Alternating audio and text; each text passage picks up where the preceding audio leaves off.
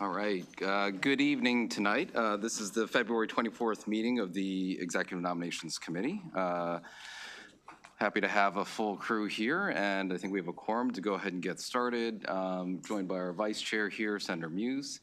And I know we have many folks appearing before us today, so we can go ahead and just jump right in. We'll start with nominee number 1 from the Department of Commerce. This is Secretary Coker. He's a constituent of Baltimore City, District 46, and we have the President coming up to introduce him.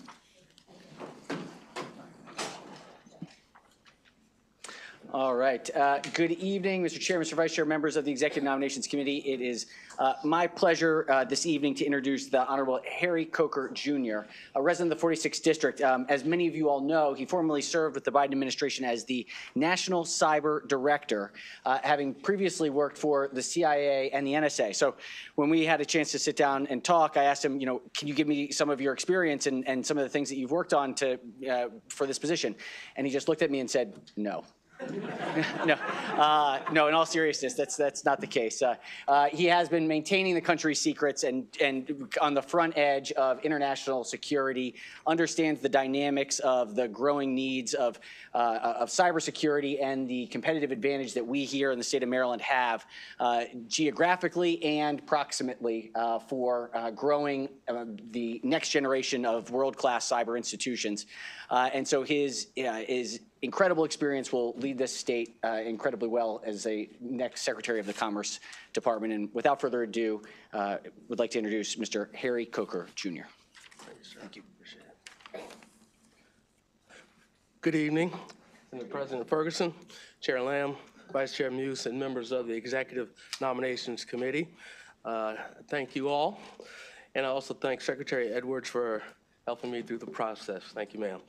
For the record, I am, as was stated, Harry Coker, Jr., currently serving as Acting Secretary of the Maryland Department of Commerce, and I am very honored and blessed to be here this evening. I want to thank Governor Moore for nominating me to lead the department. I want to thank my family for supporting me for a very, very long time.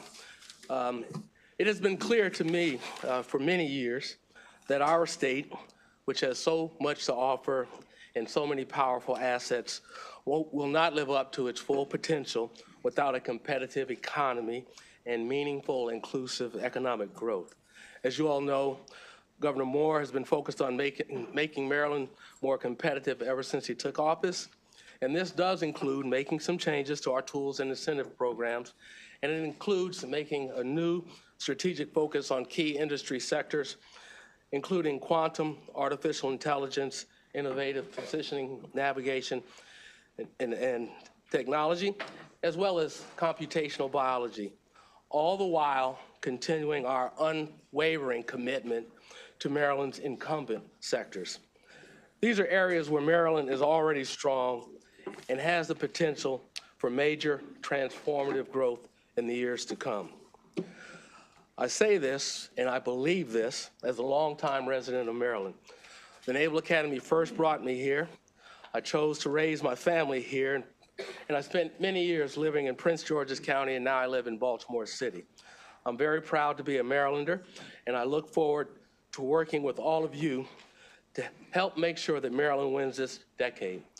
Thank you very much for your time, and I'm happy to answer any questions that you may have. Thank you, Mr. Vice Chair.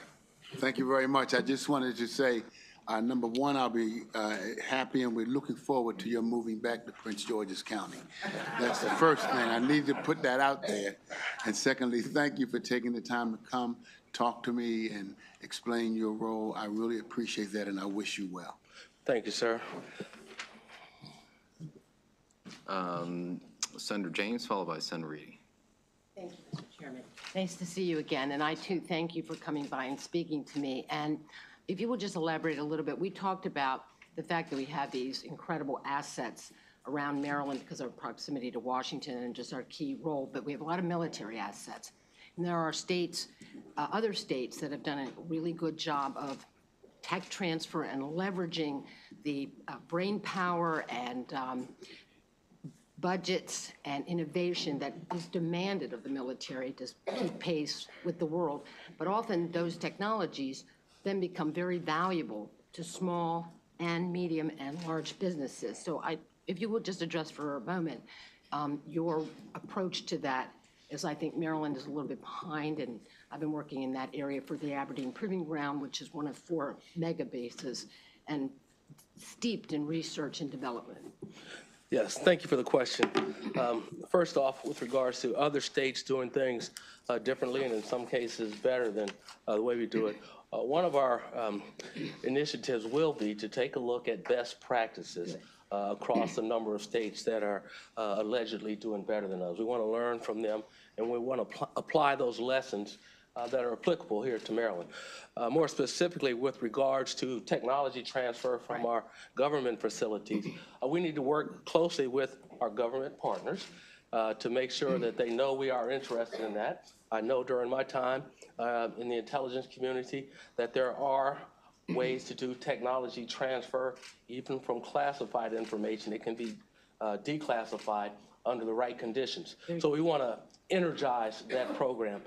Also, it's important to not just leverage our federal installations, but our colleges and universities have exceptional students, staff, and faculty, and we need to leverage that technology brain power, match it up with business brain power, and take it from the lab to the marketplace. And as we discussed, you're going to come up and visit me, aren't you? And Absolutely. good. Absolutely. Take a tour of Aberdeen Proving Ground. Thank you, Mr. Chairman. Thank you. Senator Reedy. Thank you, Mr. Chairman, and thank you, sir. It was great to meet you the other day. I appreciate the conversation we had in my office. I wondered if kind of 2 questions. First would be, we talked a little bit about the nexus between trying to make Maryland more business friendly to both attract jobs and obviously keep the legacy businesses we have here. And I spoke to you a little bit about my experience on the Senate Finance Committee, where we get all of the labor and regulation bills.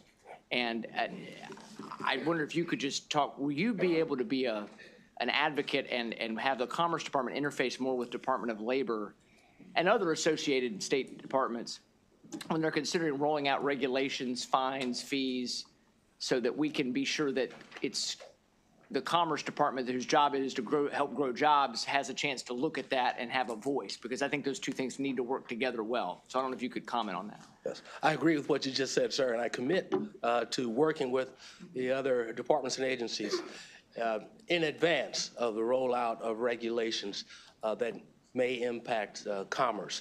I have already, in my couple of weeks here, established good working relationships with my fellow cabinet members. I haven't specifically addressed that, but that will be on the agenda. I have no doubt that they will be receptive to having that discussion. And with regards to regulation, I fully appreciate the need for smart regulation, not over-regulation, not ambiguous or duplicative regulation.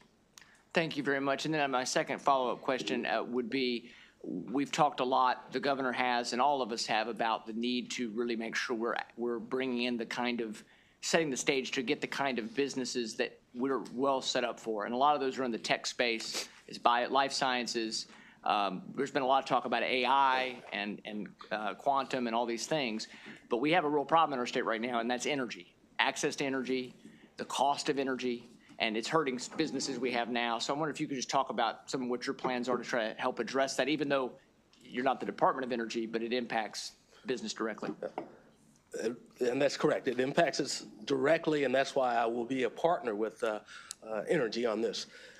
Energy has to be a part of the calculus when we go after businesses to recruit and retain. We have to show the businesses and, frankly, our residents that energy has been taken into consideration. It's going to vary by case to case, but it has to be considered, and it will be discussed transparently. Thank you. Thank you, Mr. Chairman, and thank you for your service to our country. We do appreciate your service, and we look forward to working with you. Thank you. It's been an honor. Thank you, Senator Reedy, followed by Senator Roosevelt, and then Senator Hayes. I'm on. Okay, thank you. Good to see you again. Yes, sir. And I just want to say I'm very strongly supportive of your nomination. A among other reasons, because when we had our initial conversation and I raised, as my colleagues would predict I would, workforce as a business issue, you went into great detail about the initiatives you made in your position in the Biden administration dealing with cybersecurity workforce in the federal government. Very innovative initiative, and the kind of thing we need to do in Maryland. So I was very impressed, and I look forward to working with you. Thank you, sir. Appreciate it. Thank you. Senator Hayes. Thank you, Mr. Chair. I think mine is more of a me too to Senator Rosenpep. I had not met Mr. Kroger until recently. And after sitting down and meeting with him in preparation for this, and especially his interest in leveraging the opportunities of our scholars and our institutions of higher education here in the state of Maryland, I think the Moore Miller administration has done an exceptional job in recruiting them to the state, and I look forward to working with him. So second, the nomination of the Senate President, I think we have an extraordinary leader at the Department of Commerce, and look forward to working with you even further. Thank you, sir. Thank you, Mr. Chair. All right, thank you. Any further questions for Secretary Coker? Seeing none, thank you so much. I appreciate you being here. Thank you. Thank you all.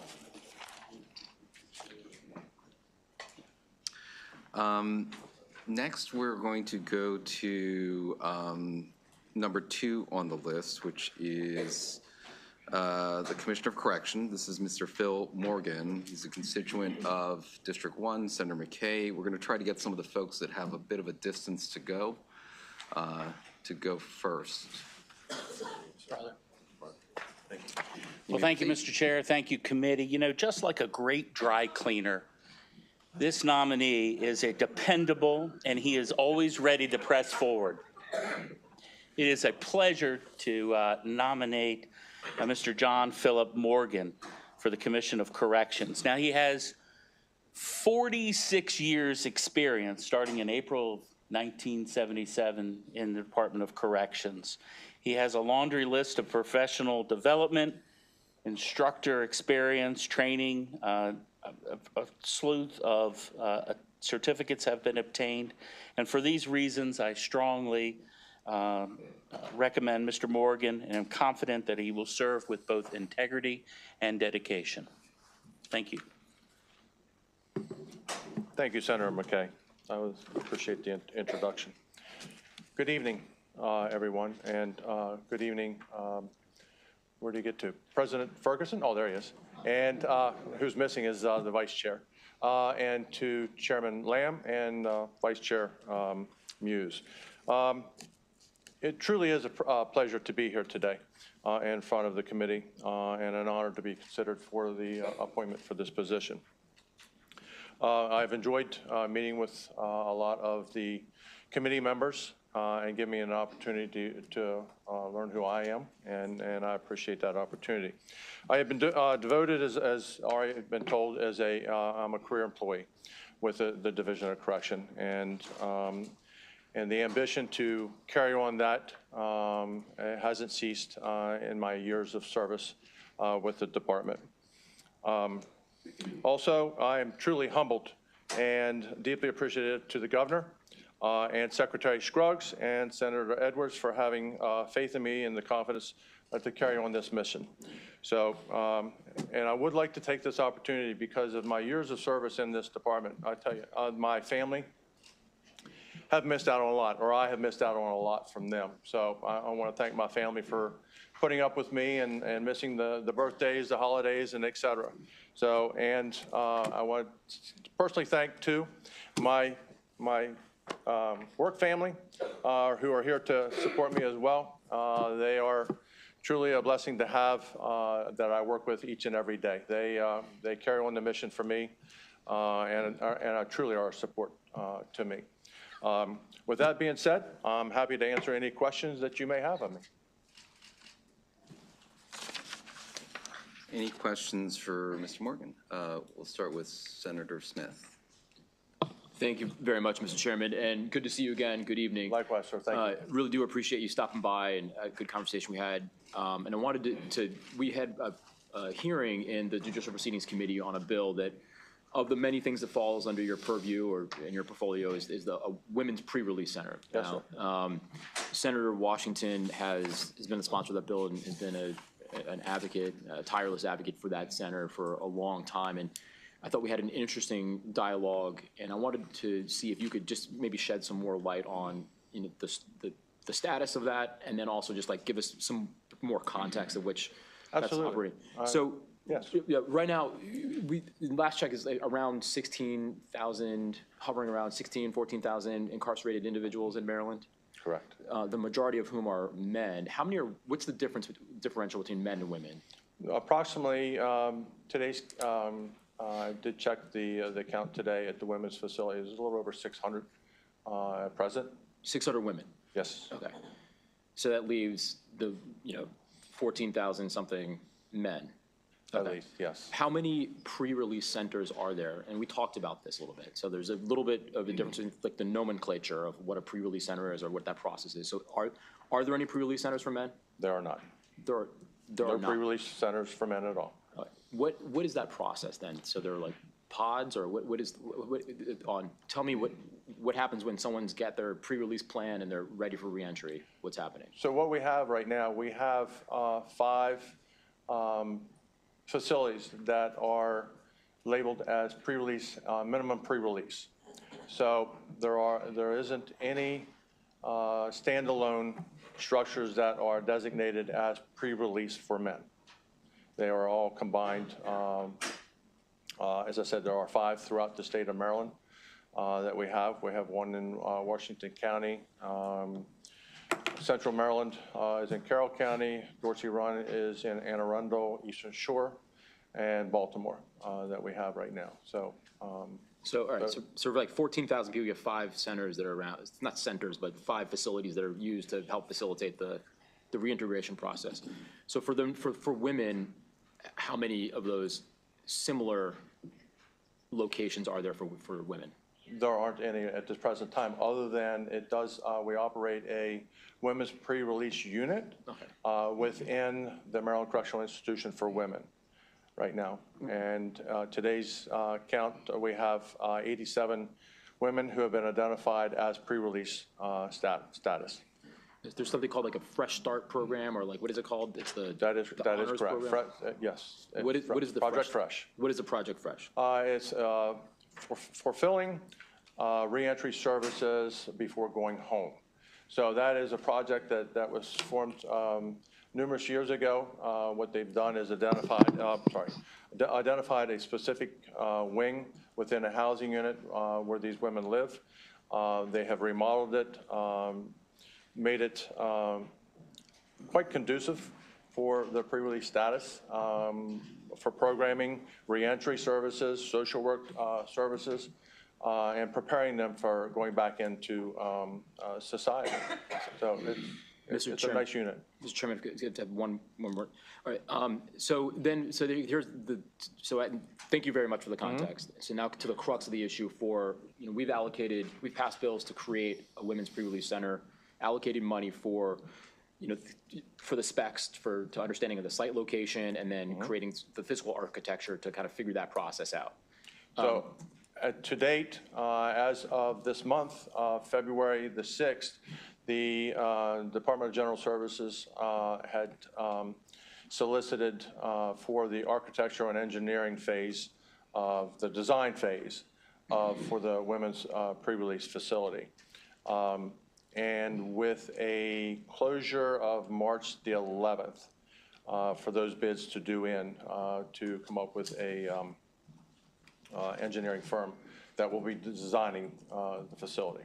Not to shift responsibility or burden shift, but you will certainly be responsible for the operation of this facility. But in terms of the procurement process and the building and all that, who is responsible for that? That would be the Department of General Services with funding through the Department of Budget and Management. So what role do you have in ensuring that facility is built, or the specs are created, or that the timeline is adhered to?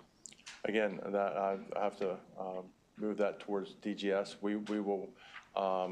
We're clients of DGS because we've requested the unit to be built, the facility to be built.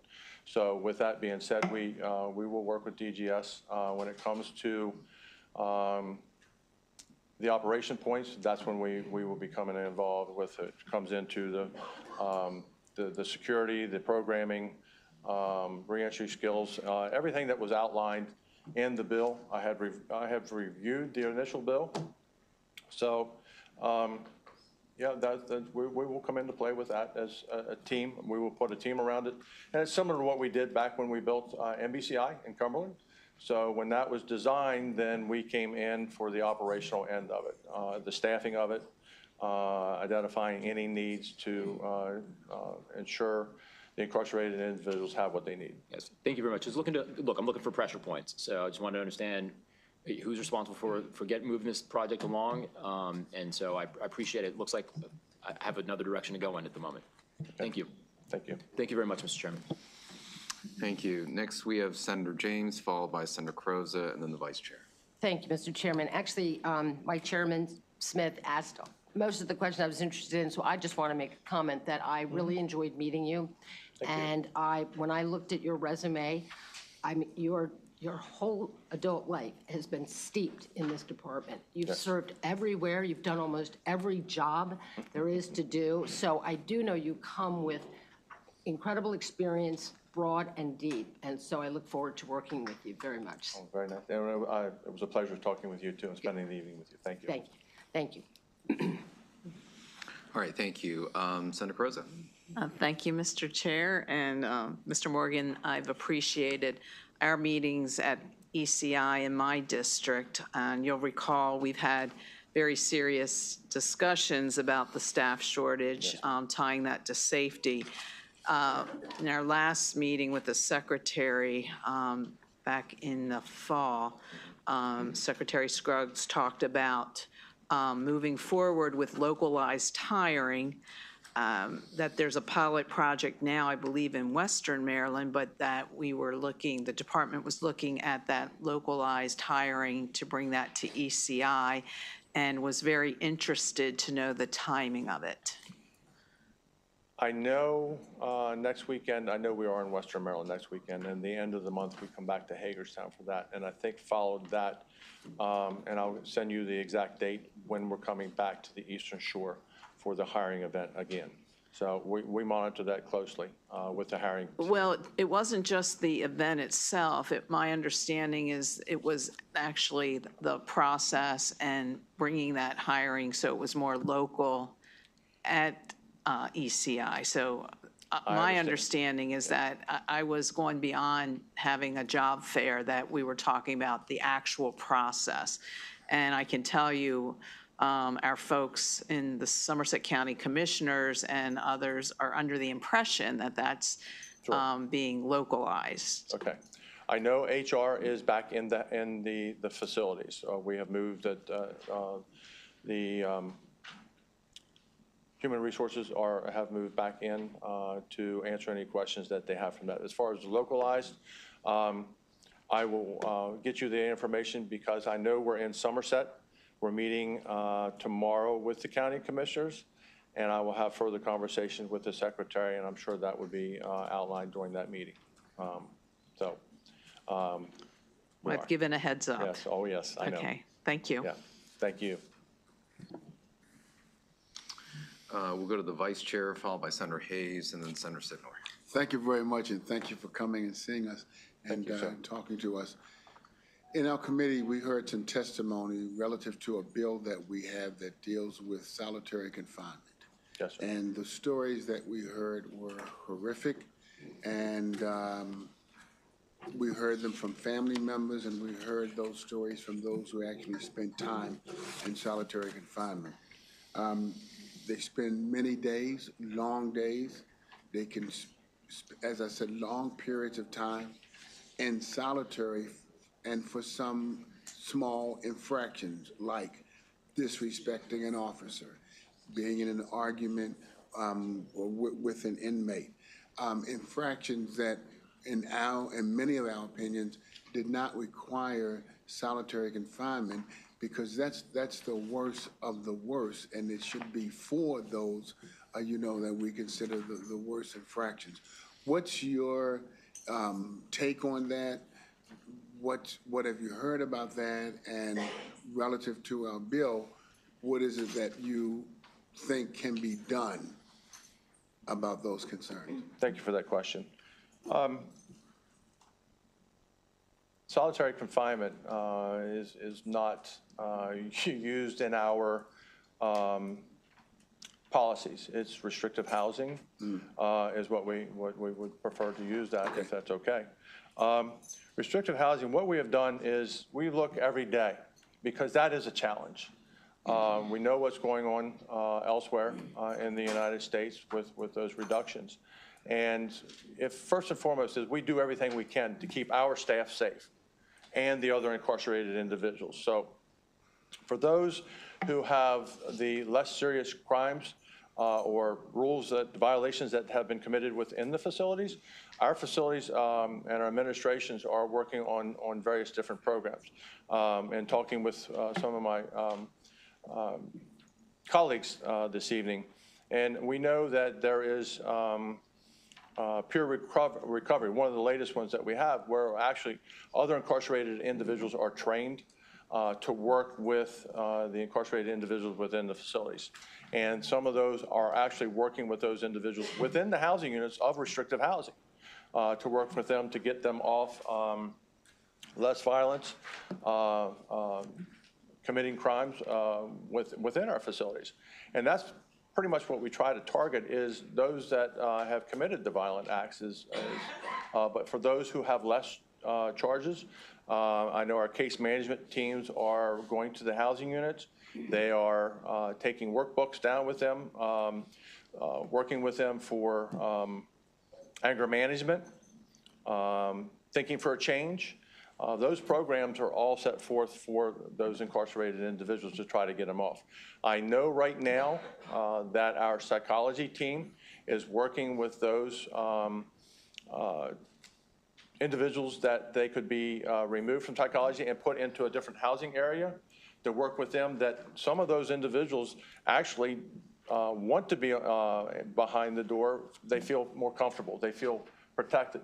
But because of this project that's going on right now at several of our facilities, the psychology department is working with these individuals to, with like individuals housed together to make it more comfortable for them, if that makes sense.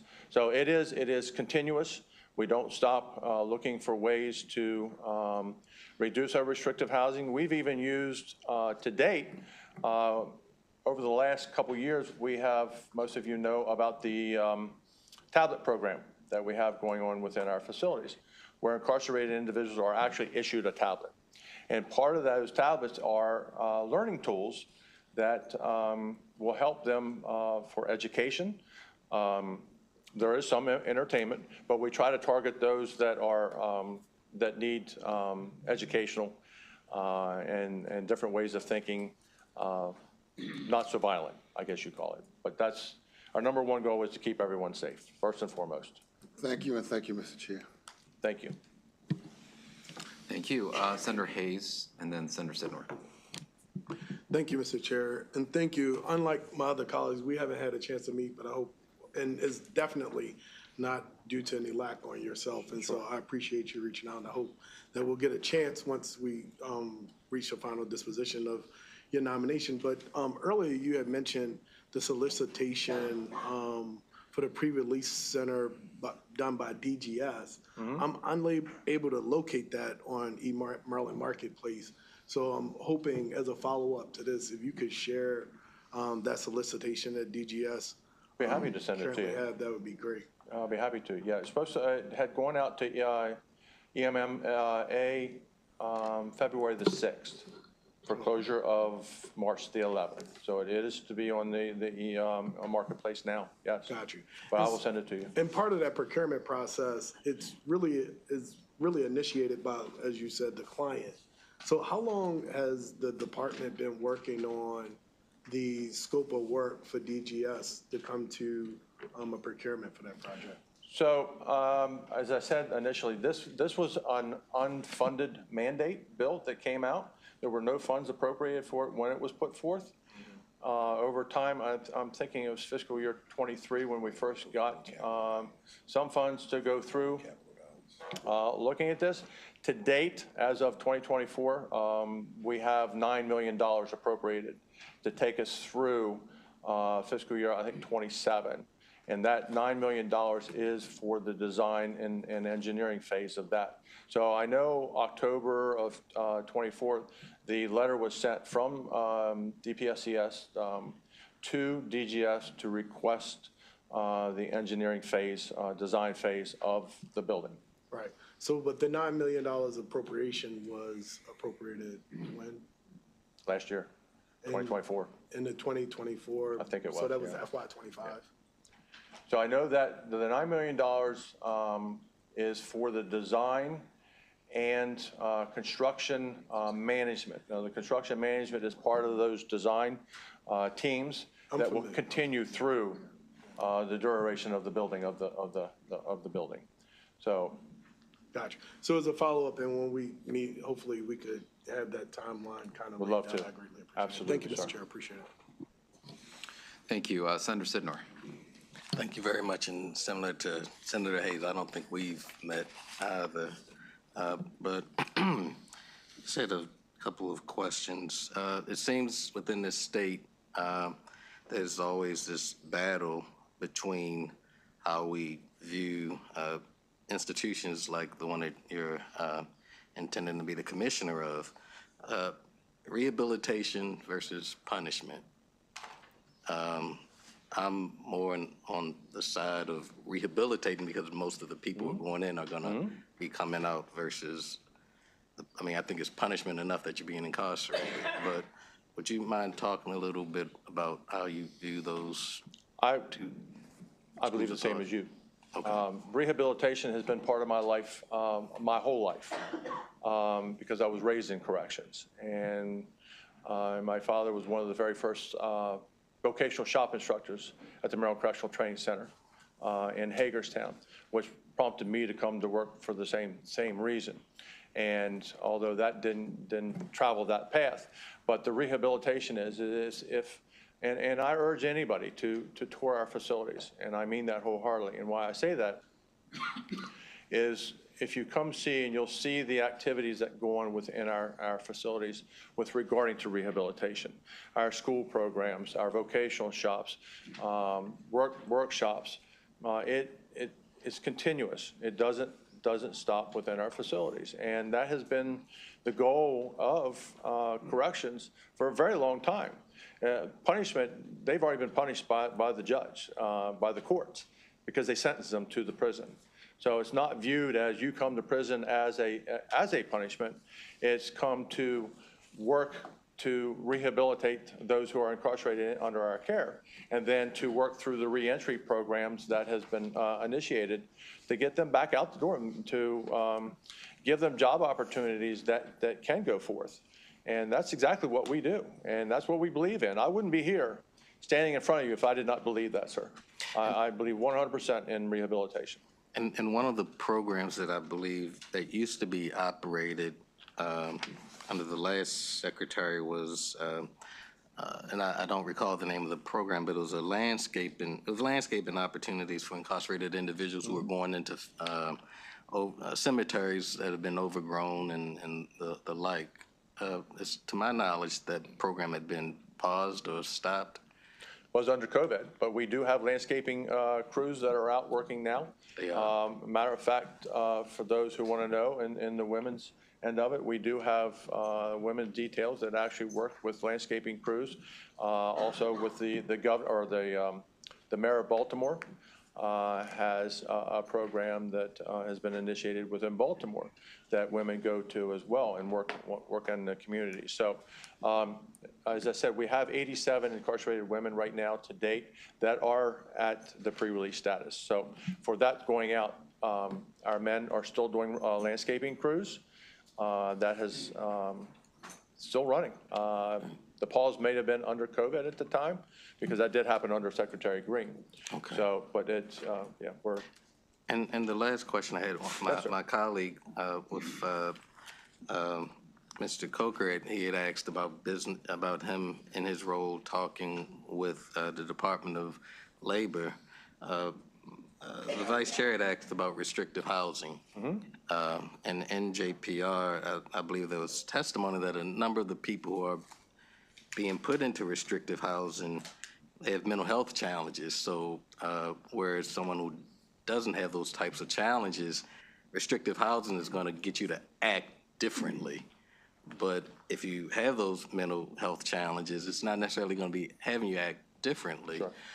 So the question that I have is, what kind of conversations do you all have with our Department of Health in trying to maybe figure out other ways of dealing with the individuals? As I stated earlier, thank you for that question. As I stated earlier, we have identified a program to those who have the mental issues that our psychology teams visit pretty much every day and do rounds in our restrictive housing areas to check on different individuals. Also, on a weekly basis, we have teams through, it's a multidisciplinary team that we meet on a weekly basis, going over those who have been seen by case management to work towards getting them off of restrictive housing.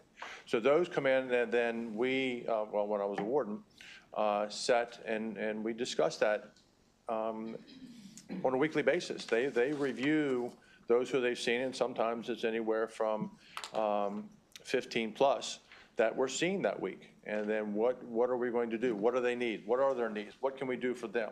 So that is done and looked at on a weekly basis. And as I said, psychology is in those units, in those restrictive areas on a daily basis. I guess my question is, should we be doing something different? Or is what is happening now, is it working for those individuals? I think right now, from what the feedback was that spoken with my colleagues, that it has made a difference in those who have mental issues in those specialized housing areas, not the restrictive housing areas, but getting them off on that. So yes, it does. I think you see a positive impact because for those who don't want to come off, they have fear. And that's what we try to do is build confidence back into them and then come back out into general population and that they can thrive in that. Thank you, Mr. Chair. All right, last question from Senator Augustine. Thank you so much, Chair.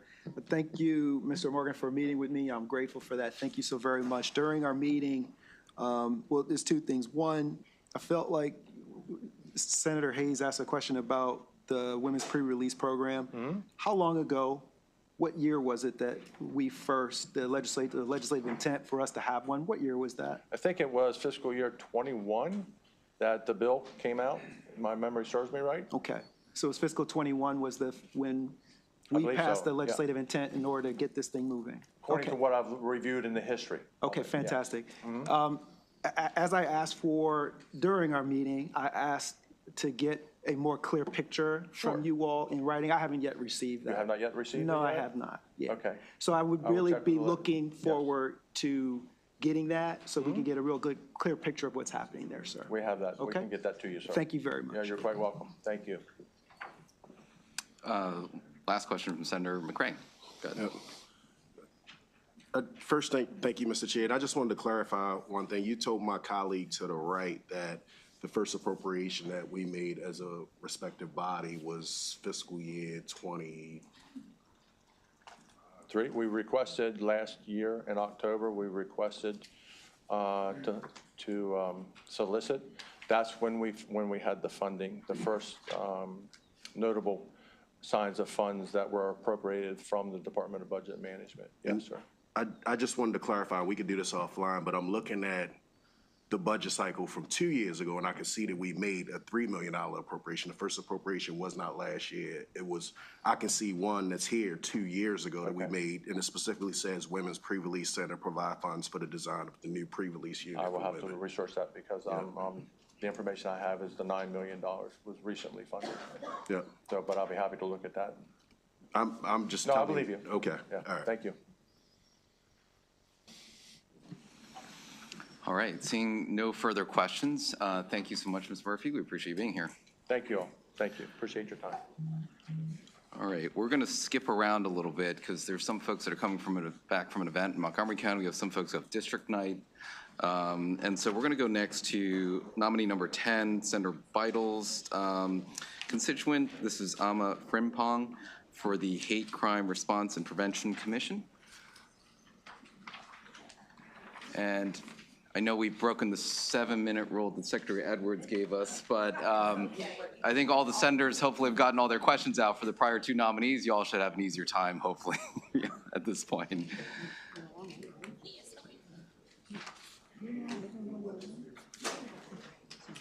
Next on deck, just to prepare, we're probably going to have Senator Quarterman come up for District 2 in your constituent so you can get back home.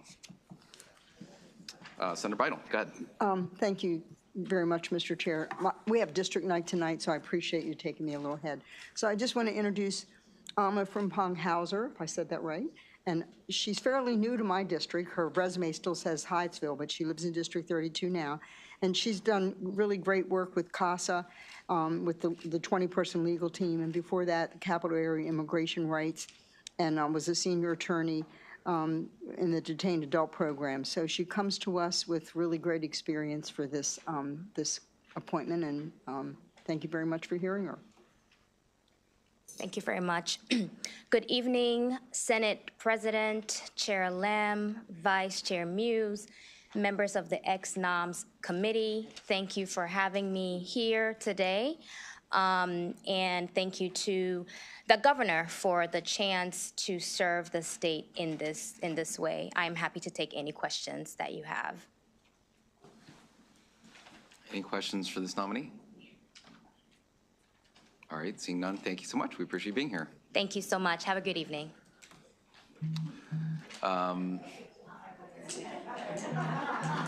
Got off easy, no questions.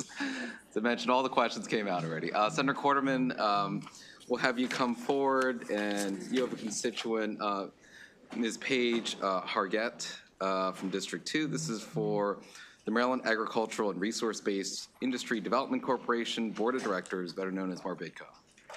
Yes, thank you, Mr. Chairman. Pleased to introduce our constituent from Sabillsville, Maryland, in Frederick County, Ms. Paige Hargett, to serve, as you said, on the Maryland Agricultural and Resource-Based Industrial Development Corporation, better known as Marbitco. As an ag lead manager with extensive background in finance and loan processing, Ms. Hargett helps support farmers in our community who are attempting to purchase land, equipment, supplies, and or expand their ability to grow their business.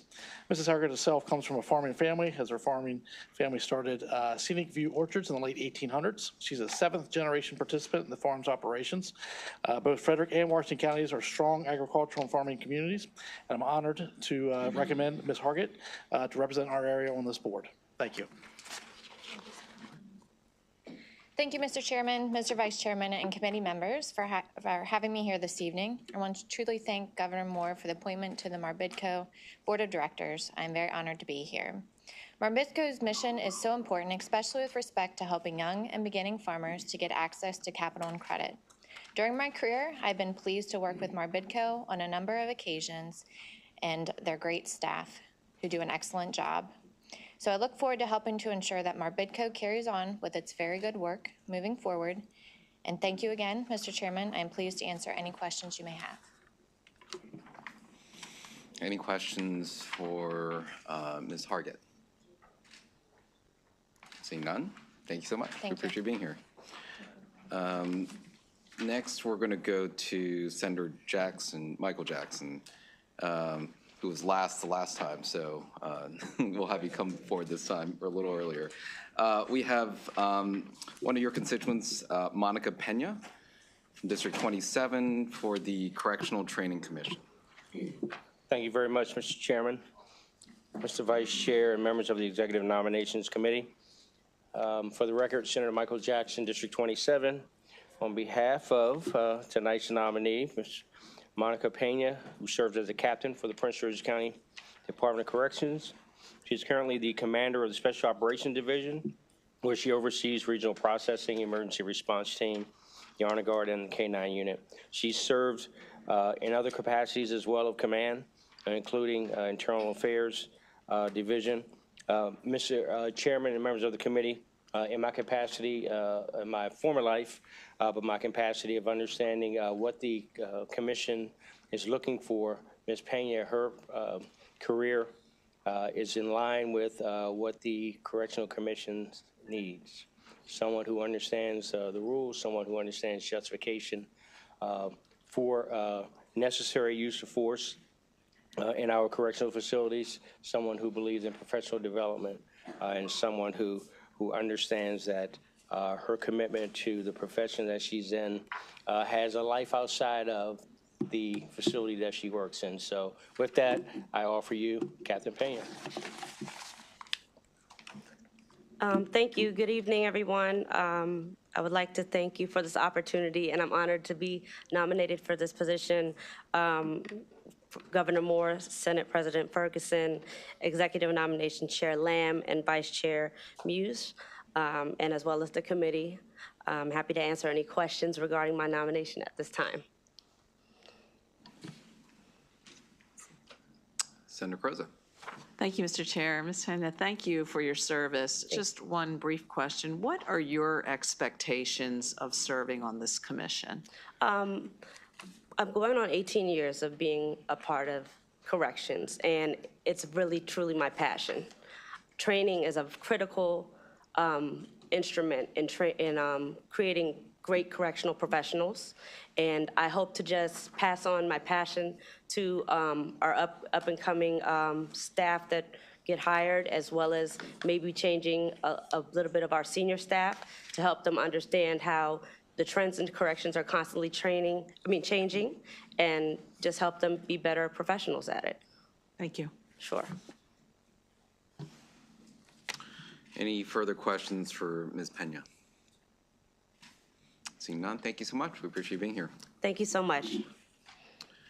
I see Senator Washington, Mary Washington here. If we can have her come forward. She is a constituent of District 43. This is Nicholas Charles Richardson for the Board of Trustees of the Blind Industries and Services of Maryland.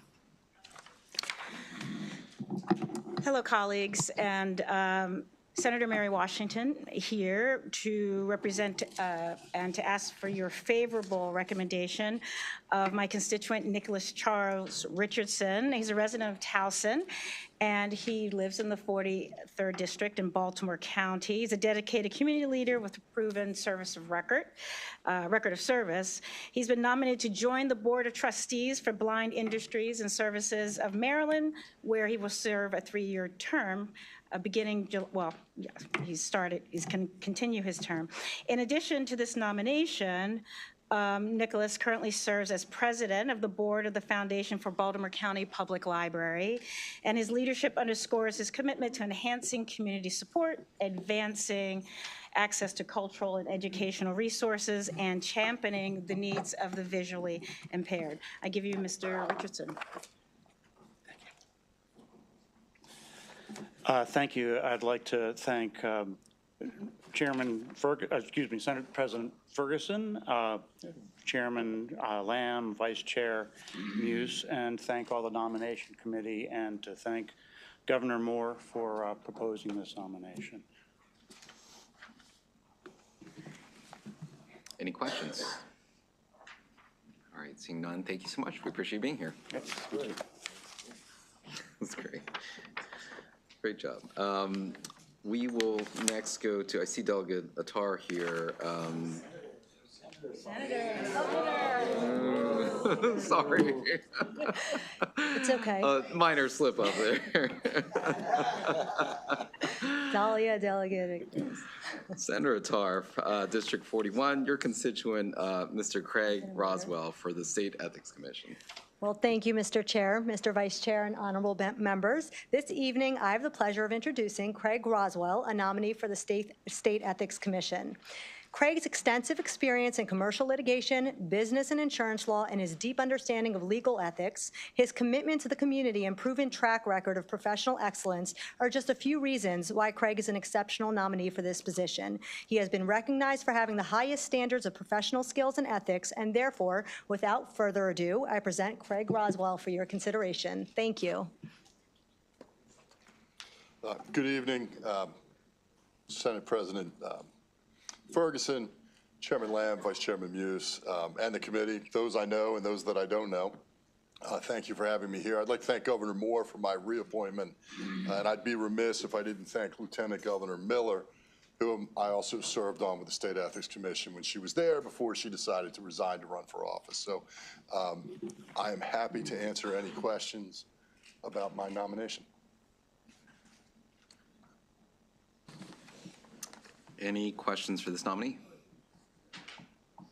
All right, thank you, Mr. Roswell. We appreciate your time here. I see Senator Carl Jackson here as well. We can have you come up to present your nominee, which is nominee number 23. It's the constituent District 8, Jamie Wilson, for the State Board of Social Work Examiners. Good evening, Chair Lamb and members of the Executive Nominations Committee. I'm here to present Jamie Wilson to you for reappointment to the State Board of Social Work Examiners. Ms. Wilson is a licensed certified social worker clinical who has served on the Maryland Board of Social Work Examiners since 2021. Currently chairing the Disciplinary Case Review Committee and making vital contributions to the board's legislative initiatives. She brings over 15 years of clinical and administrative experience in social work, including expertise in trauma-informed care and professional development. I'm happy to present to you Jamie Wilson and ask for your favorable nomination. Thank you. Good afternoon, Senate President Bill Ferguson, Chairman Lamb, and Vice Chair Muse. Thank you for this opportunity this afternoon. And I'd also like to thank Governor Moore for his nomination. I'm happy to answer any questions that you might have. Any questions for this nominee? I do have one question for you as you look to serve on the Board of Social Work Examiners. Yes. I know we've had a few pieces of legislation that have come forward about concerns with bias in the social work exam, and just wanted to see if you had any thoughts or concerns about that exam. Thank you. Yes, there have been a few pieces of legislation that have been submitted. The board has submitted a position on the exam and consideration. I like to think of it as a multifaceted issue. I recognize that there are concerns around exams, period. If you look at, I think if we unpeeled the layers, we would see similar concerns for accountants, as well as for doctors, as well as for lawyers. So looking at that as a one size fits all, I just don't believe that we can do that. I think we need to look at this as a well-rounded issue. We do have an issue we're currently confronting in a lot of sectors, and that is for staffing. I don't know if that's the best option to consider. As a social worker who had to put themselves through school and go through undergrad and graduate school, how can we look at some of those barriers that may exist there? Staffing is important. I work in an organization, I'm head of HR, and so we need social workers in the field. We need competent social workers in the field. If we peel back this exam, my worry is that that's the first stop. And so we have to look at this as a systemic issue that's a short-term gain for a significant longer-term problem. And so I would urge the members of the committee to consider that. Yeah, thank you. As you're well aware, the huge disparity between folks who are African-American background taking the exam and others, and so that's a good perspective to have. Any further questions for this nominee? Seeing none, thank you so much. We appreciate your time here. Thank you for your time. I think Senator Giles here. Oh, you look like you're a member of the committee, Senator Watson. So if we'll take Senator Giles first, and we'll follow with Senator Watson. That's okay. That's the hazard of sitting in that seat right there. So Senator Guile has a constituent of District 33, Jennifer Brown, for the Commission on Hate Crime Response and Prevention. Yeah, That's number 9. Thank you very much, Mr. Chair and Mr. Vice Chair, members of the committee. Tonight, I'm honored to support the confirmation of Jennifer Brown to the Commission on Hate Crime Response and Prevention.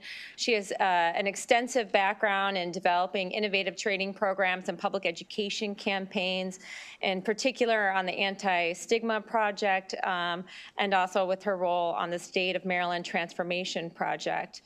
She's not only a dynamic leader, but also a passionate advocate for creating inclusive and safe communities for all. I know she will serve with distinction. I wholeheartedly believe that her confirmation on the Commission on Hate Crime Response and Prevention will greatly enhance our efforts to combat hate and promote inclusivity in Maryland, and I would urge your support for her appointment. Thank you very much. Thank you and good evening. Thank you to Senate President Ferguson, to the Nominations Chair Lamb, Executive Nominations Vice Chair Muse. We appreciate being here. It's really an honor to be in front of this committee and to have been nominated by the Attorney General for the Commission. And I'm happy to answer any questions you may have regarding my nomination. Any questions for this nominee? Seeing none, thank you so much, Ms. Brown. Okay. We appreciate your time Thank you. today. Next, we'll go to Senator Watson, followed by Senator Kagan. So Senator Watson, you have a constituent of District 23. This is Ms. Allison Abrams, also for the Commission on Hate Crime Response and Prevention, nominee number 8. Thank you and good afternoon, Mr. Chair, Mr. Vice Chair, colleagues, and all you fine gentlemen in the red jackets. Senator Watson from the 23rd District, here to provide my enthusiastic support to Bishop Allison Abrams on the Commission of Hate Crimes Response and Prevention. She's a distinguished educator with extensive experience in faith-based leadership, education, and social justice work. Received her BS in Mechanical Engineering from the Howard University, her Master's of Divinity, and her PhD in Practical Theology. She's a true professional in community advocacy and involved in a variety of social justice initiatives. Bishop Abrams has many honors and recognitions, including one from Representative Jamie Raskins for her LGBTQ faith leadership. Her deep commitment to justice and equity makes her an exceptional candidate for this appointment, and I'm proud to introduce to you Bishop Allison Abrams. Good evening to the Senate President, Senator Bill Ferguson, to the Chair of Executive Nominations, Senator Clarence Lamb, and Vice Chair, Senator Anthony Muse. I must also thank our dynamic, hardworking governor, Governor Wes Moore, for the appointment to the Hate Crime Response and Prevention Commission and the opportunity to serve. I want to also thank my wonderful senator, who looks good in his red and white, the one and only Senator Ron Watson, representing District 23. I also want to thank my wife, who is here today, the chairman of my deacon board from Empowerment Liberation Cathedral, who is also here, all of the dynamic people who have helped me to get to where I am today. Growing up in the South with the tremendous hate and injustice that it drives through the red clay hills of Birmingham, Alabama, I experienced and watched growing up what I believe was people who demonstrated hate and bias against persons simply because of the color of their skin. They were denied opportunities and their character was overlooked. Their gifts and talents were not even considered. I believe the work of this commission is meaningful and necessary, especially during this climate and season in our state and in our country. We cannot rest until we see the value in one another. We cannot rest until we understand that we must learn to respect our neighbor and respect our differences. We cannot rest until we see value and commonalities in one another. In other words, there is much work to do. At this time, I'm happy to answer any questions you may have. Any questions of this nominee? Senator Sidnor. Actually, I don't have a question, but I do have a comment, and I appreciate your presentation because the two prior people I had wanted to ask why they wanted to serve on this board, but I didn't just for time, so I appreciate you sharing why you wanted to be on this. It's very helpful. Thank you. Sure. Thank you for the question, Senator. I believe that this work is necessary. I was very happy to see that Maryland did have this hate crime and response. I've done work with the NAACP as vice president in the past. And so to me, it is important to try to work to get organizations, agencies, and communities to understand that, you know, we must work together. We also have to work hard to prevent the hate crimes and also sound the alarm when there are hate crimes that are happening in our community, because a lot of times people are unaware. They think that, you know, we have this wonderful, loving community, and it is not known that there are institutionalized opportunities for a person to demonstrate hate. And so I'm looking forward to having the opportunity to work with organizations, institutions. I believe we deal with schools as well as the law enforcement and other agencies to try to help work to make sure that there are policies and things in place to protect against open hate occurring against other individuals. Any further questions for Ms. Abrams? Seeing none, thank you so much. We appreciate your time tonight. Thank you for your time. Next, I see Senator Kagan, so we can have you come up. And you have a constituent, District 17, Amy K. Lopez, for the Juvenile Service Education Board.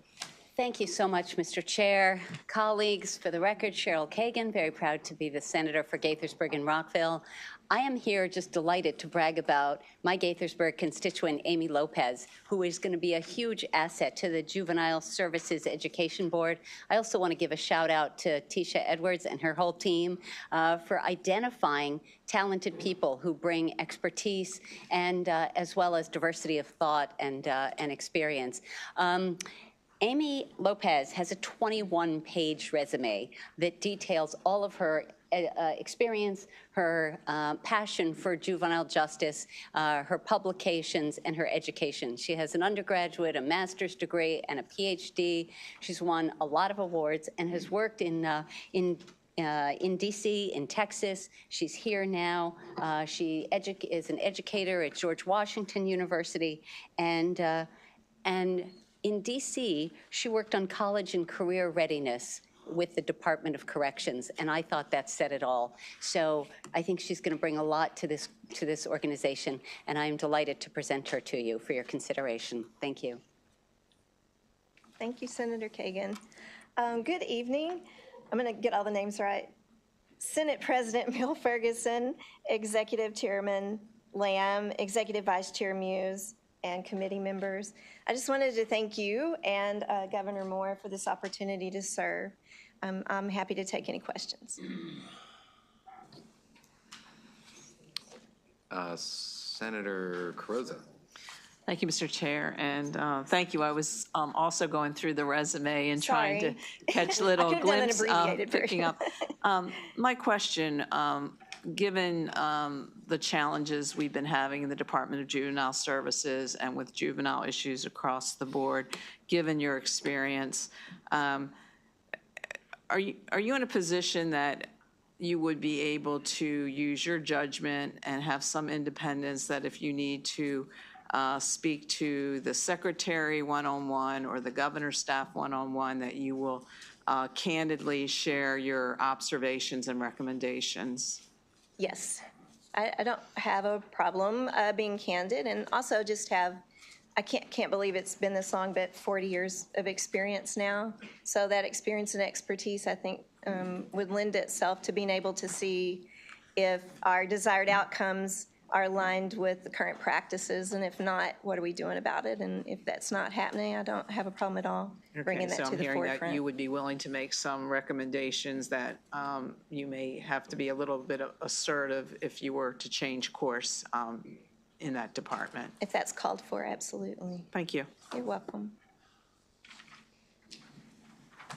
Any further questions for this nominee?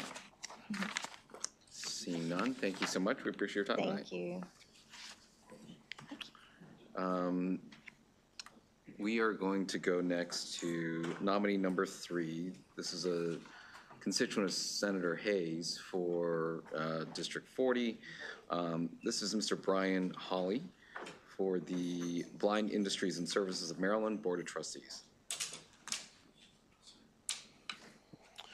Good evening, Mr. Chair, Mr. Vice Chair, members of the Senate Finance, Mr. Senate President, Senator Antonio Hayes for the record, representing the 40th Legislative District. Mr. Brian Hawley is an extraordinary candidate, graduate from Morgan State University, serves on the Citizen Advisory Committee for the Accessible Transit. But Senator Muse, he's also a mighty man of God. Not just being a member of the church, he served as a trustee, a steward, a member of the media ministry, as well as the finance ministry. And he was very proud to recall, Senator Muse, that the Reverend or the Bishop Muse has traversed through John Wesley United Methodist where he worships. I, with great enthusiasm, recommend a favorable report as he endeavors to serve on the blind industry and services of Maryland. So, ladies and gentlemen, I present to you Mr. Brian Hawley.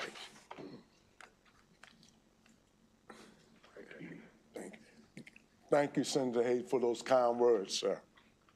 To the President, Bill Ferguson, Chair, Senator Lane, and Vice Chair, Anthony Muse, and to the lovely folks of the Senate. Thank the governor for this appointment. Heard all the great words that Senator Hayes have said. I thought he was talking about somebody else. I'm happy to ask any questions that anybody has. Oh, God bless. Any questions for Mr. Hawley? Seeing none, thank you so much. We appreciate you being here. Okay. Thank you, sir.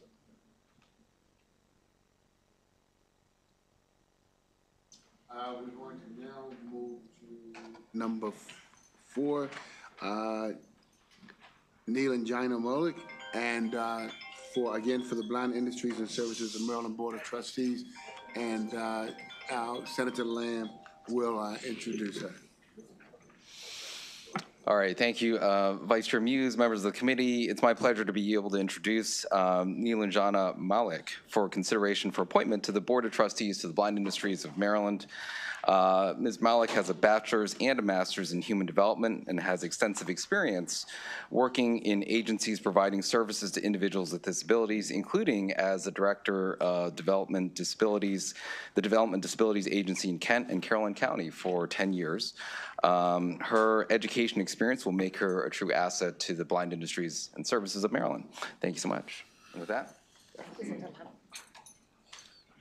Thank you so much, Senator Lamb, for your kind words. President Ferguson, Chair Lamb again, and Vice Chair Anthony Muse. Thank you so much to the Governor Moore and the Lieutenant Government, Governor Miller, for considering me for the position of the trustee of this BISM. I really think of it as a privilege and honor to be considered as a nominee for this position. And I would like to share with those present here that I'm here because of my lifelong passion for those with different abilities. I have been working in this field in Maryland for the last 20 years, and prior to that in India since 1995. So this extensive experience is something which has taught me a lot about those that we support and the needs that they face in our society. The way I look at the services that we provide people is not in terms of funding or lack of intention, but I think it's more like customization based on data that we collect from feedback from those that we support. So the identified gaps are not because of lack of intention, but what we see is because lack of customization, and that's only because we don't really customize the services that we have on the data that we collect from feedback from our folks. So that is my intention, to have a robust database system for customization of services for the folks we support. And also, on the other hand, COVID had taught us a lot of things, and we learned among that. I now am the senior vice president of a private agency that also works in the disabilities field. And we've seen a lot of issues with getting good quality staff to support our people.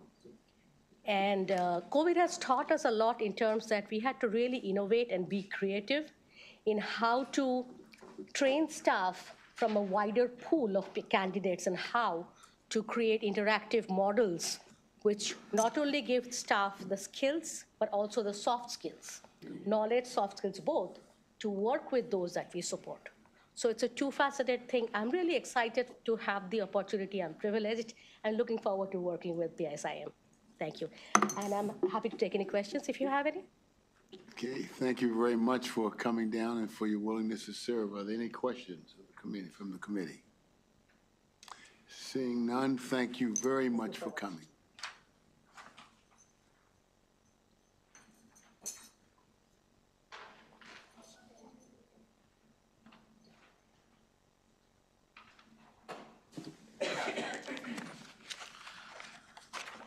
All right, next we're going to skip ahead because we've done all the other intervening folks to nominee number 11.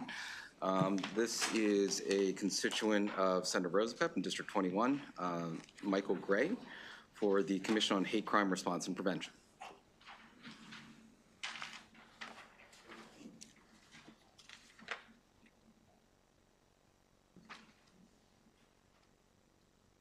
Thank you, Mr. Chairman, members of the committee. I'm very pleased to introduce Mr. Gray. As you can see from his resume, he's an attorney. He has a deep background in mental health issues, working here in Maryland now.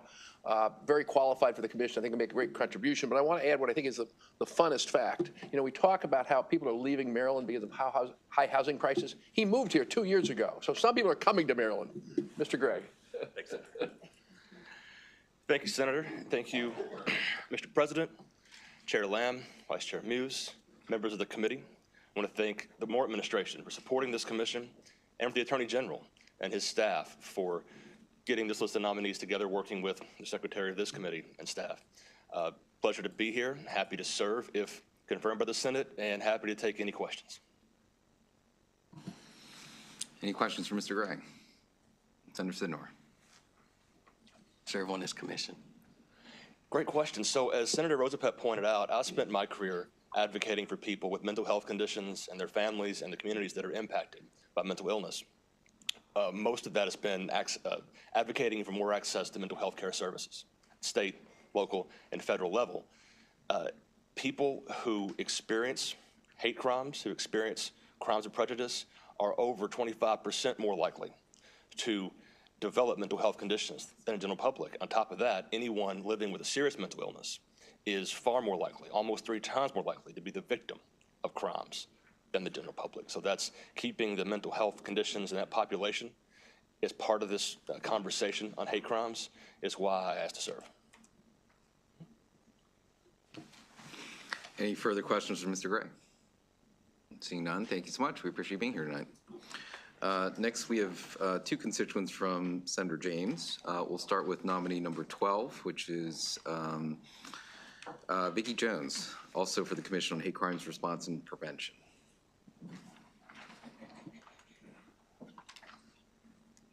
Hey, good evening, Mr. Chair, Mr. Vice Chair, Senate President Ferguson, and the members of the committee. For the record, Senator Mary Delaney James, representing Harford County, and I am delighted, really delighted to be here with my friend Vicki Jones, who's been nominated to serve on the Commission of Hate Crimes Response and Prevention. As I mentioned when we were talking to Mr. Coker, when he was talking about the Commerce Department, we have Aberdeen Proving Ground, which is a mega base, and so many thousands and thousands of people come to Harford County for that reason. And what I'm delighted to tell you is many stay.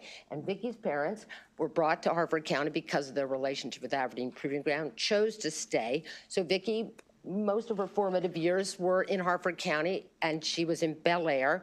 And very delightfully, she chose to move to Havre de Grace, which is my hometown.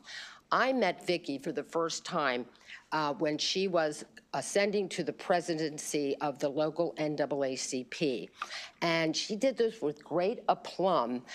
There was a group of a new generation, and the NAACP in Harford County had wonderful elder leaders that had been serving for a very long time, and Vicki and a new generation was coming along. What I really thought about, I don't even think I mentioned this to Vicki, but I was so impressed with how she and her colleagues dealt with great respect and sensitivity to the long duration experiences of the leaders, making it very clear they were going to lean on their experience in years. But Vicki and the group brought new energy, new outreach, and a new dynamic to our local NAACP. When I looked at Vicki's resume, because we don't usually look at our friends' resumes, I said, all right, she exemplifies, when you want something done, ask a busy person. She's on at least 8 boards or commissions right now, so I applaud you, and I'm not sure how you're going to take this on, but I know it's going to be great. But this is what I really got a kick out of. I know that Vicki is a newly elected member of the Havre Grace City Council. I'm looking all over this resume for it. I find it buried at the end under volunteer experience. And I thought, well, that's a lot of humility there, and also sort of shows that she has so many interests, and politics is one of them, but service is the dominant one. So I hope you all will join me in supporting Vicki's nomination. Without further ado, my friend Vicki Jones. Thank you very much. Good evening, President Ferguson, Chair Lamb, and Vice Chair Muse. I'd like to thank Governor Moore also for this honor, and to thank my family and friends, my mother who's watching, and then I also have my friend Jessica Fendrick, who is in the NAACP with me here tonight. I think it's imperative to increase awareness and training to various organizations and to ensure that all agencies are reporting hate and bias crimes. And that's one reason why I would like to serve on this committee. I think my experience in the NAACP and as a graduate of Howard University and other New York University, I think that this experience gives me a wide range and would make me a great candidate in Harford County. I'm also, at this time, happy to answer any questions that you might have. Any questions for Ms. Jones? Seeing none, thank you so much. We appreciate you being here tonight. Next, we have Carissa Mattern, also for the Commission on Hate Crimes Response and Prevention. Thank you. Chairman Lamb, Vice Chairman Muse, Senate President Ferguson, members of the Executive Nomination Committee. For the record, Mary Delaney James, representing Harford County. I just had the most thoroughly delightful conversation this afternoon with Ms. Mattern. I didn't know her before this. I loved her resume. She is getting a doctorate. But if you look at her resume, she had a wonderful career heading into the arts, right? She went to the Maryland Institute of Art and got a Master's of Fine Art from Towson. And then she switched gears, which I just think is phenomenal, and goes over to Johns Hopkins to, into policy, and is now pursuing a PhD. We just had a delightful, long conversation. This is a woman of intellect. This is a woman of budding scholarship. This is a woman with because she's so intelligent and curious, she just has such a wide bunch of interests. So I just have to mention one. This was during COVID, right? During COVID, she wanted to get a job, and a friend of hers tells her Goucher College has 3 stables, and does she want to come work at one of them? And she does. She goes over there.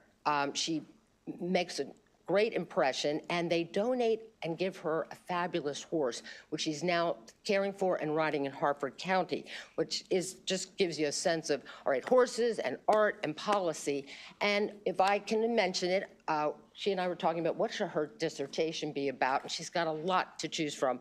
What's so interesting, she's thinking about perhaps doing research on consent decrees, because there is not a lot of scholarship and research on how they're working, what are their impacts, what could be improved. So I don't want to tie her to that. She certainly may go in a different direction, but I thought that was fascinating. So I think she's going to be a wonderful asset to the commission.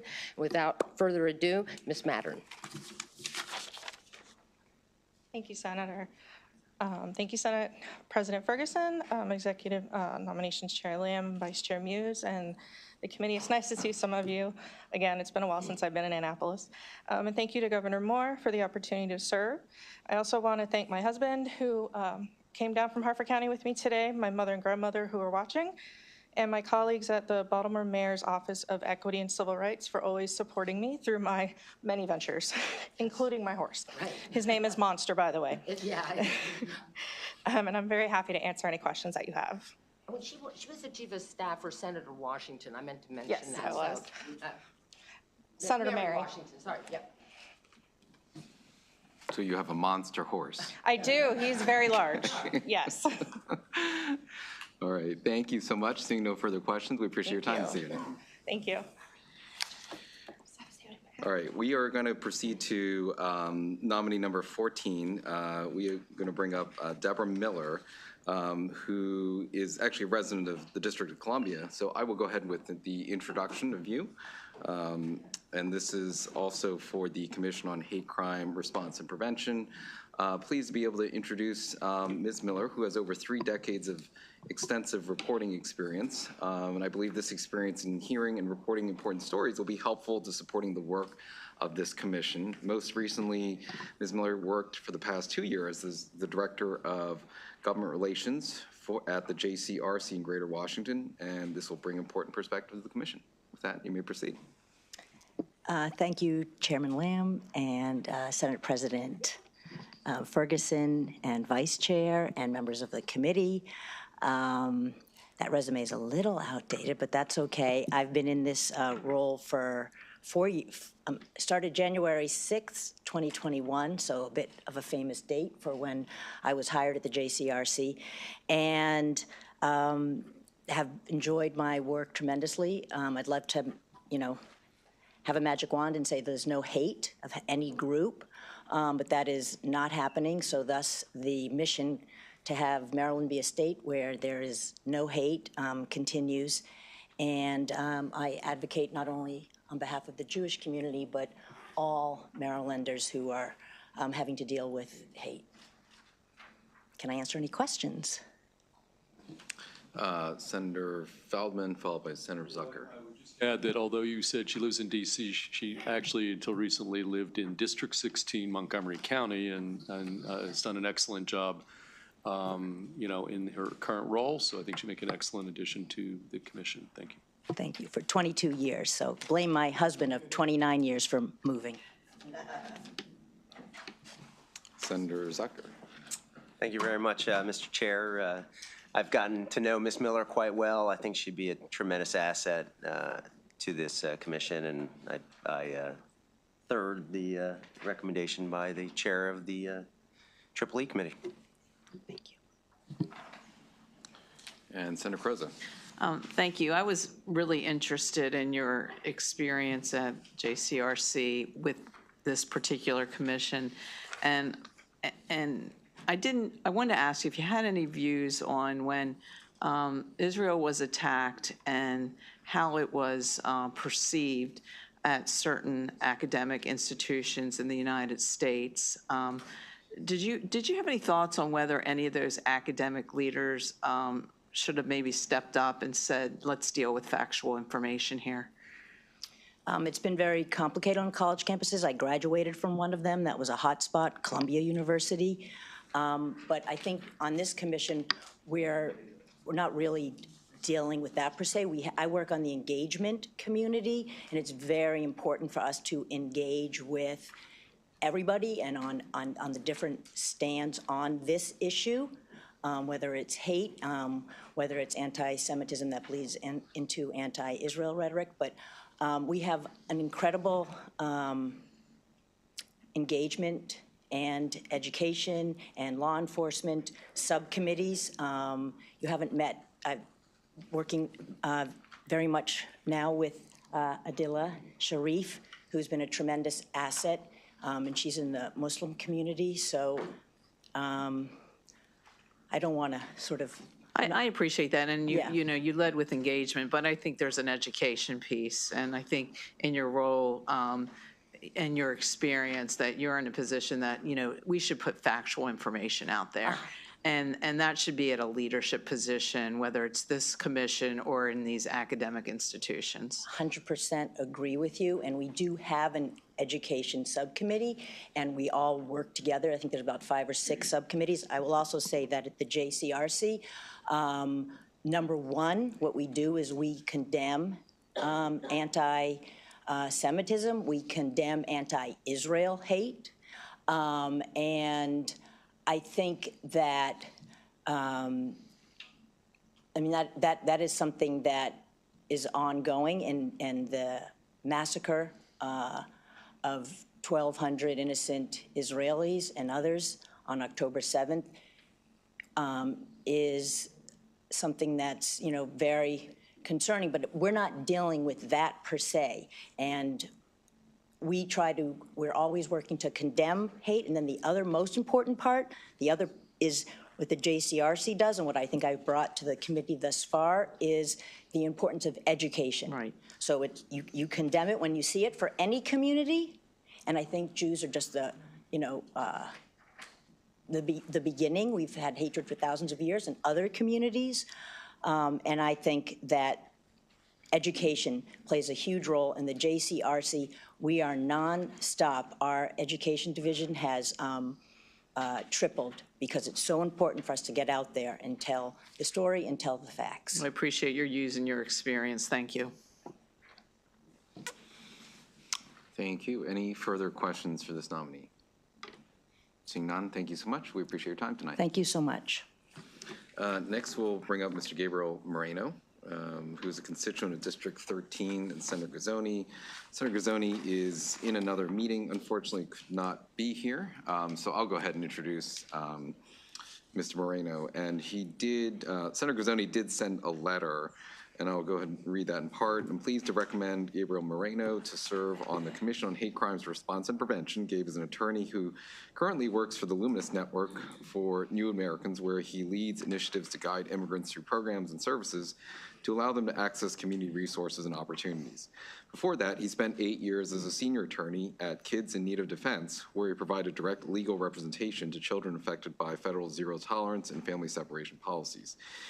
He supports the community through his volunteer work as well. He's currently a board member of Hope Works of Howard County, and also on the board of Alianza Latina Commission, which works to address concerns and needs for the Latino and immigrant community. He previously served as a member of the Howard County Human Rights Review Commission and administers and enforces the provision of the Howard County Human Rights Law. With this background, I believe Gabe Moreno will provide invaluable insight as a member of the Commission on Hate Crime Response and Prevention. With that, you may proceed. Thank you, Senator Lamb, Chair, and Vice Chair Muse, and Senate President Bill Ferguson, and the rest of the committee for considering me for this position. I'm open to any questions anyone might have.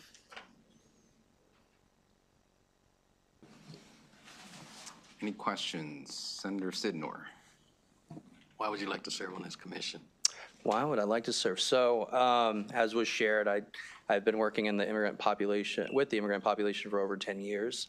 And when we talk about hate crimes and hate bias incidents, we talk about national origin, of course, immigrants. But we're also talking about race, we're talking about gender, we're talking about sexual identity. We're talking about all these things that currently, in the climate that we're living in, immigrants are being attacked, whether they're documented, undocumented, or on their journeys. Even some U.S. citizens that might be thought to be undocumented are being attacked. People from the Navajo Nation, people born in Puerto Rico.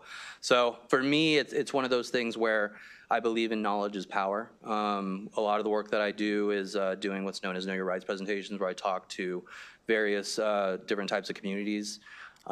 We recently reached about 1,000 people. I've been in my seat for about 1.5 years, and part of that Know Your Rights is 4th, 5th, and 6th Amendments.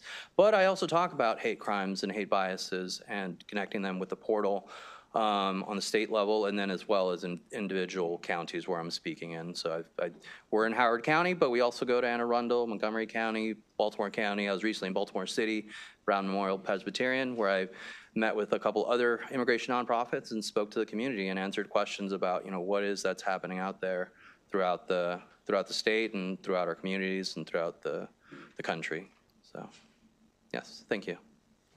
Any other questions? Seeing none.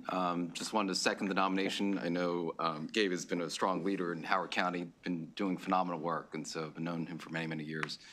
Really appreciate the opportunity to have him serve on this commission. Thank you, Senator. Thank you. Have a good night. Next, we will go to nominee number 17. This is Ms. Sylvia Royster, a constituent of District 28, Senator Ellis. Unfortunately, Senator Ellis could not be here, but he did submit a letter on your behalf, and it in part reads, I am honored to introduce my constituent, Sylvia Royster, for nomination to the Commission on Hate Crime Response and Prevention. She has a proven track record of excellence and commitment to promoting community engagement, equity, systemic change, and education. She's currently a doctoral candidate at George Washington University, pursuing a doctoral degree in educational leadership and administration.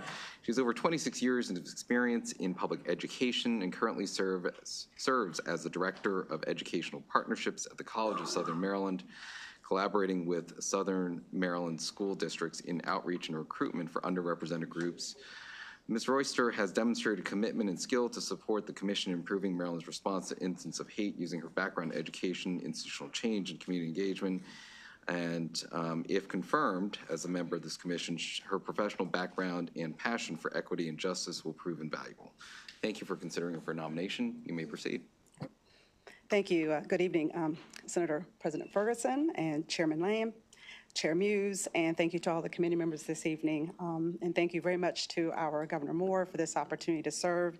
A little bit about my why. I've had the opportunity to live in Southern Maryland for the past 6 years, hailing North Carolina, that is home. And why do I want to serve in this capacity? For many reasons. I've been an educational advocate for 26 years, but a community champion ever since I have been able to say the words. And so moving to Southern Maryland, we have seen our community change very much so over the past over 10 years and in the short time that I've been a new resident and now call it home. And so I want to be able to use my privilege to be able to serve our constituents in our community, to be able to have community engagement and conversations with educational leaders, business owners, nonprofit, anyone that wants to come to the table to have conversations so that all of our community members feel safe and they have a sense of belonging, from students to parents to members like myself that are new to the community. And how can we do that? I've been afforded the opportunity to work with some amazing people on our commission. To be able to just have candid conversation about, what is working in our communities and where there's some areas and gaps and barriers, and where do we need to have some common conversations to do better in our community. So I am open to some questions if you have any at this time. Thank you. Any questions for this nominee? Seeing none, thank you so much. We appreciate you being here tonight. Next, we'll move on to nominee number 18. This is Adelia Sharif, constituent of District 19, Senator Kramer. Senator Kramer could not be here this evening, unfortunately, but he has asked Senator King to introduce Ms. Sharif.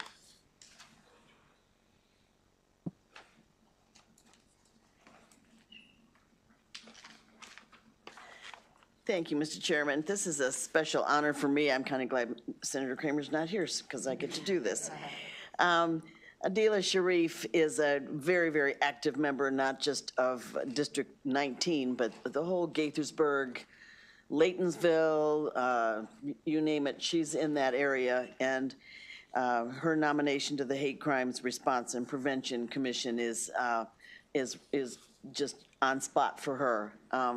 She's very, very active in our community. I've seen her working her tail off, making sure people are fed with lines and lines of cars lining up to get food. And she doesn't just look at her own Muslim population, she looks at everybody, and she is a huge asset to our local community. So it's a real honor for me to nominate her for this position.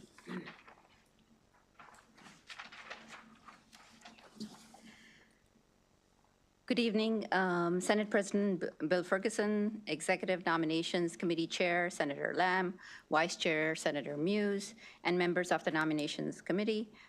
Thank you to Secretary Edwards for the instructions before we started. Thank you to Governor Moore and Attorney General. I am really honored to have the opportunity to serve. And thank you to my friends and family who have supported me, and that's why I'm here.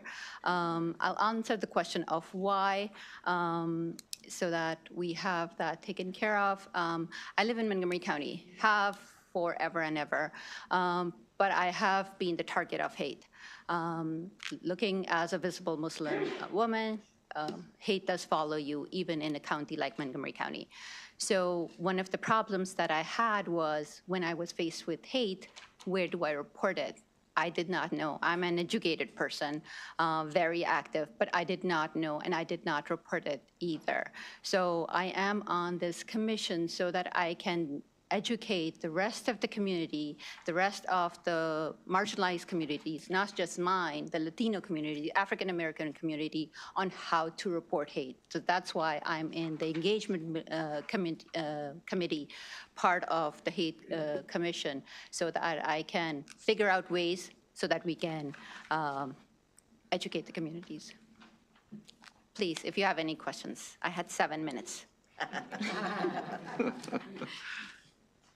Any questions for Ms. Sharif?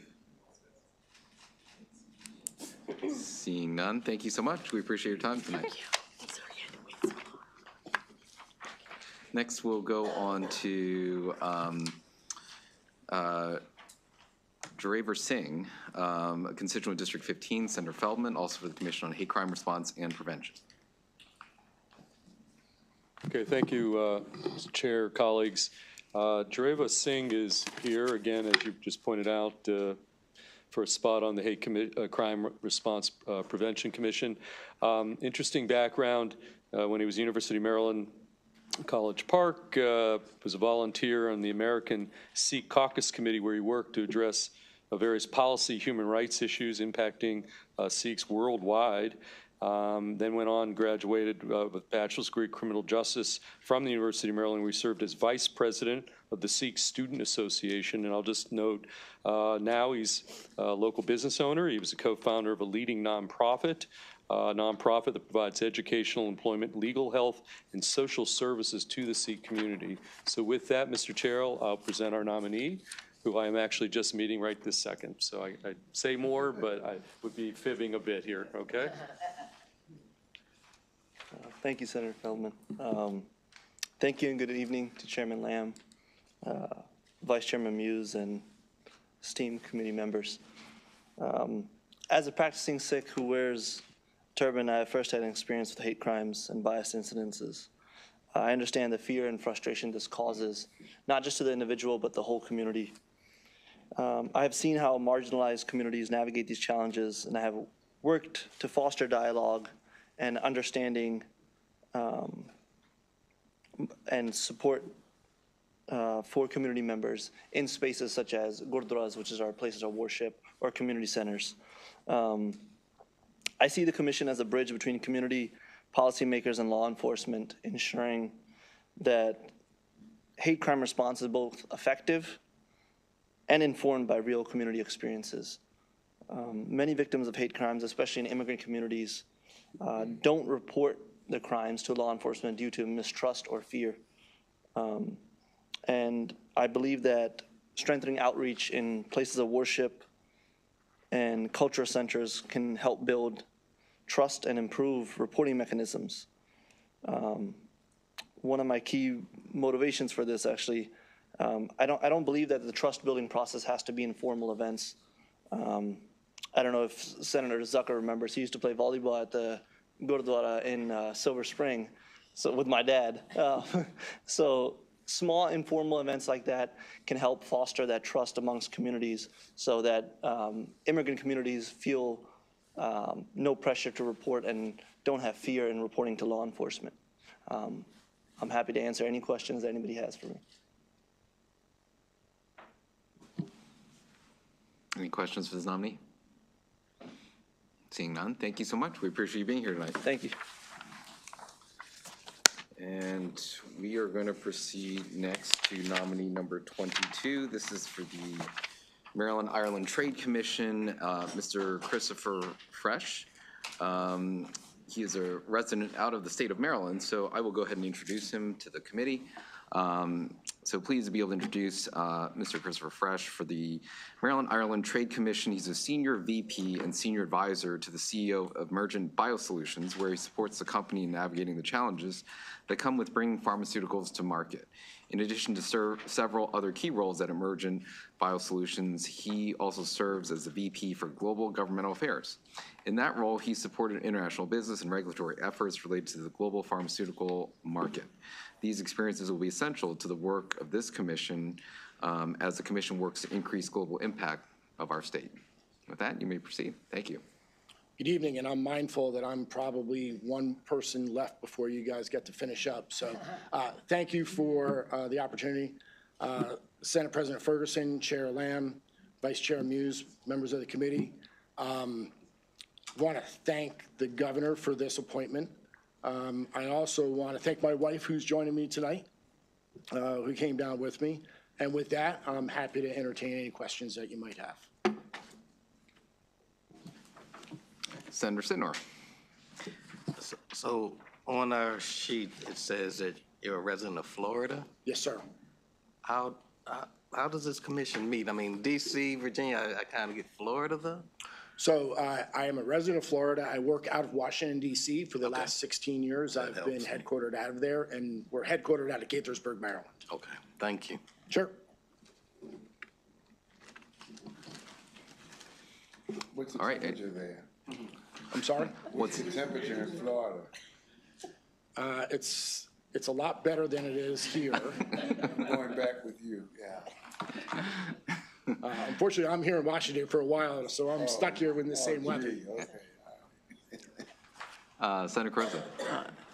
Thank you, Mr. Chair. I just wanted to share that Chris and I served together in Congress as far as you had several leadership positions with Congresswoman Deborah Price, including on the Rules Committee, and certainly always respected your work in those congressional situations. So.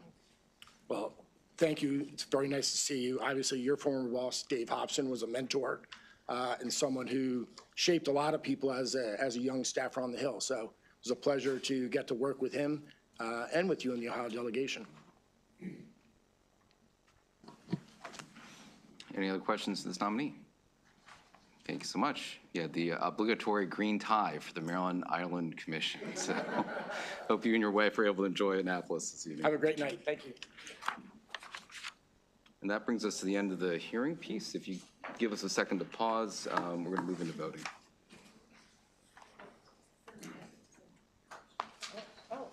So,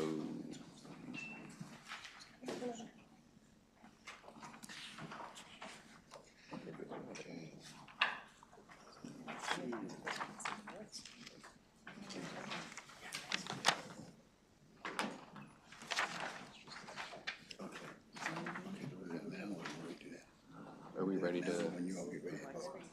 Yeah, no. Oh, we're still there. Okay. All right. We're going to go into voting, and Senator Sidnor, go ahead.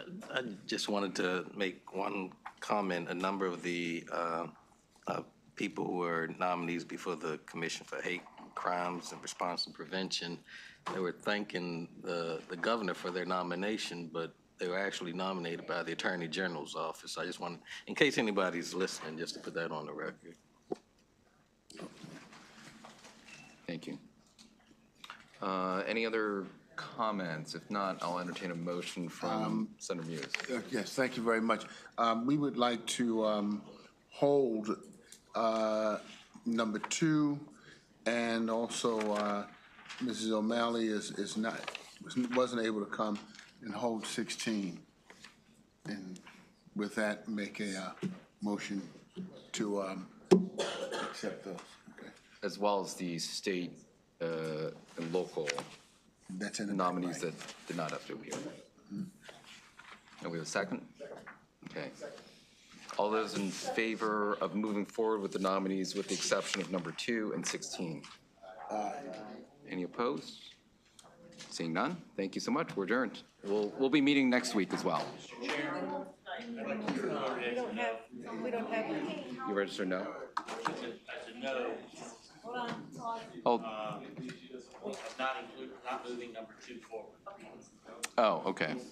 That's not recorded. That's, That one's not recorded. That wasn't recorded? Okay, great, thank you. No,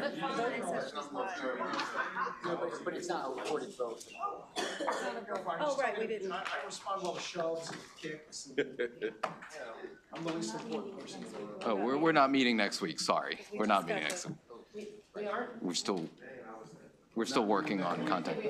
Are not, we're not. Our meeting on the 10th? Yes. Yeah, yeah.